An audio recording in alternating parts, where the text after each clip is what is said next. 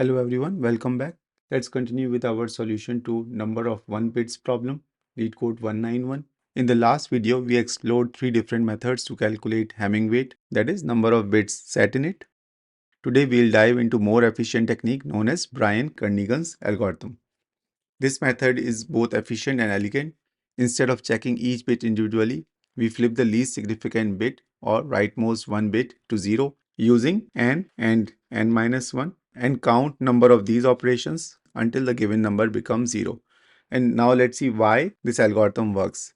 And for that, let's see what is n-1 with respect to n. So for n-1, we subtract 1 from n, right? And that results in flipping of all the bits right of the rightmost set bit from 0 to 1 and also flipping of this rightmost set bit from 1 to 0. Let's take some examples to understand this better. For example, when n is equal to 4, we see that only bit set here is 1. So we will flip all the zeros right of it to 1 and this 1 to 0. Let's also see it by subtraction. And when we subtract 1 from it, we will get 3 or 0, 1, 1 in the binary representation. We flipped 1 to 0 because that's the rightmost bit and the only set bit in 4. So we will flip it and we will flip all the bits right of it from 0 to 1. Similarly for 6, when we subtract 1, we will get 5, which is 101 in binary representation. So we start from the least significant bit, that is the rightmost bit.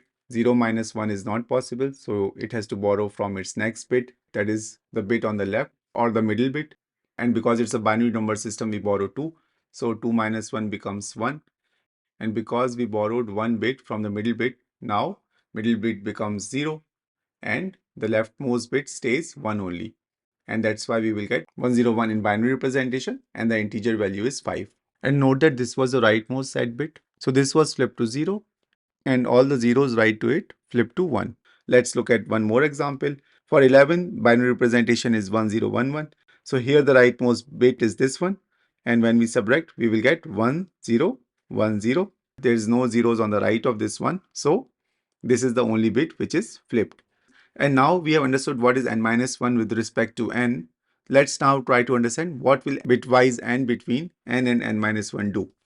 N and n-1 results in a value or a number with all the bits from n remaining the same except for the rightmost set bit which becomes 0. So for example, when we do 4 and 3, it will result in 0 because 0 and 1 is 0, 0 and 1 again is 0 and 1 and 0 is 0. Because AND operator returns 1 only when all the inputs are 1, otherwise it will return 0. And here in 4, there was only 1 bit set. And when we do n and n-1, that got flipped. So this will result in 0. Similarly, for 6 and 5, we will get 0 and 1 is 0, 1 and 0 is again 0, and 1 and 1 is 1. So only the rightmost set bit has flipped, that is, it has become 0. And now let's look at the next example. Let's do 11 and 10. So here 1 and 0 will become 0, 1 and 1 is 1, and 0 and 0 is 0 again, and 1 and 1 is 1 again. So here again we see only the rightmost set bit has become 0. All the remaining bits on the left of it are same. And now let's look at Kernighan's algorithm. N and n-1 results in flipping of rightmost set bit in n. So Kernighan's algorithm is very smart. So it just runs this operation k number of times, where k is number of set bits in that integer, until the number becomes 0. That is, there are no more set bits in that integer. And finally, it returns a count of how many times it has run this operation. And that is our Hamming weight. Now let's see this in action again. Initially n is equal to 11 and our count will be equal to 0. Then in first iteration, we take bitwise n between 11 and 10.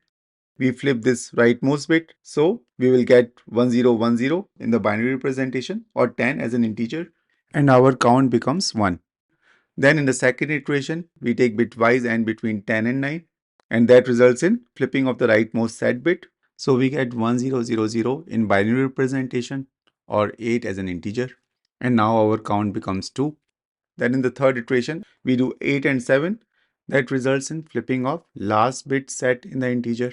And now our count becomes 3 and now our number has become 0. And because now our number n is 0, we will exit the loop and return count as 3 and that will be our answer. Now in terms of code, we still need the count variable. We will do while n is not equal to 0. We will continue with our loop.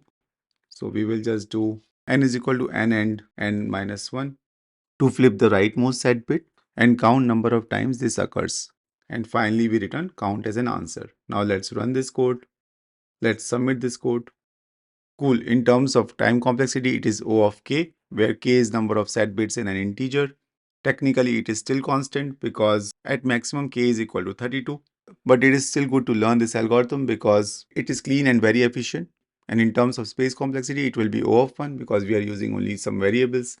I hope this video was useful to you. If it was, please like, share and subscribe. The code link is in the description below. If you have any questions or suggestions, please write them in the comment box. Thank you for watching. Have a nice day.